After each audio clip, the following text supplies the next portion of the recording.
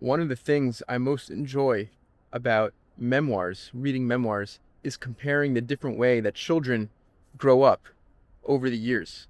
When I look back at my childhood and how society has changed since I grew up in suburban America, it seems like it seems pretty clear to me that the tolerance for risk among uh, letting children just go out and play on their own and roam the streets on their own has gone down a lot. So that parents are a lot more concerned and protective and worried about the risks associated with just letting children play freely and freely roam. So, in The Education of Henry Adams, we get a beautiful description of Henry Adams' childhood in 1850s, in the 1850s, growing up in Boston in the years leading up to the Civil War, for example. So at this point, Henry Adams is about 12 or 13 years old, and he tells us the story of what it was like, what his childhood escapades, childhood adventures looked like. So he says one of the commonest boy games of winter, inherited directly from the 18th century, was a game of war on Boston Common. Whenever, on a half holiday, the weather was soft enough to soften the snow, the common was apt to be the scene of a fight. As long as snowballs were the only weapon, no one was much hurt, but a stone may be put in a snowball, and in the dark, a stick or a slingshot in the hands of a boy is as effective as a knife.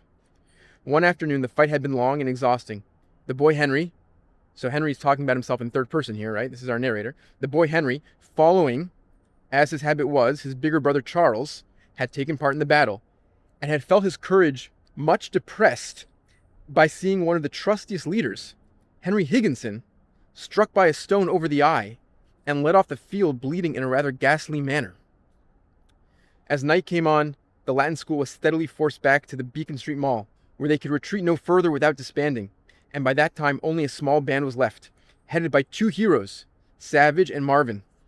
A dark mass of figures could be seen below, making ready for the last rush, and rumor said that a swarm of blackguards from the slums, led by a grisly terror called Conky Daniels, with a club and a hideous reputation, was going to put an end to the Beacon Street cowards forever.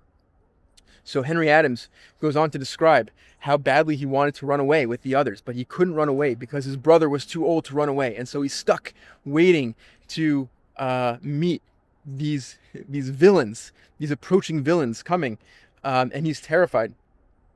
But when these blackguards, these kids approach Conky Daniels with this club, there's nothing for them to do, right? So they just sort of curse them out, swear some oaths, and then continue chasing the ones who were running away. So that's the story. And Henry Adams reflects. He says, the obvious moral taught that blackguards were not so black as they were painted. But the boy Henry had passed through as much terror as though he were Turenne or Henry IV. And 10 or 12 years afterwards, when these same boys were fighting and falling on all the battlefields of Virginia and Maryland, he wondered whether their education on Boston Common had taught Savage and Marvin how to die. And that's it. And I wonder about how our experiences in childhood, the freedom that we do or don't have, affects our adult life, and how this change in society, the change in how we raise our kids, affects that generation. I don't think we'll know the answer to that question for some time, but I think literature can give us some perspective on it.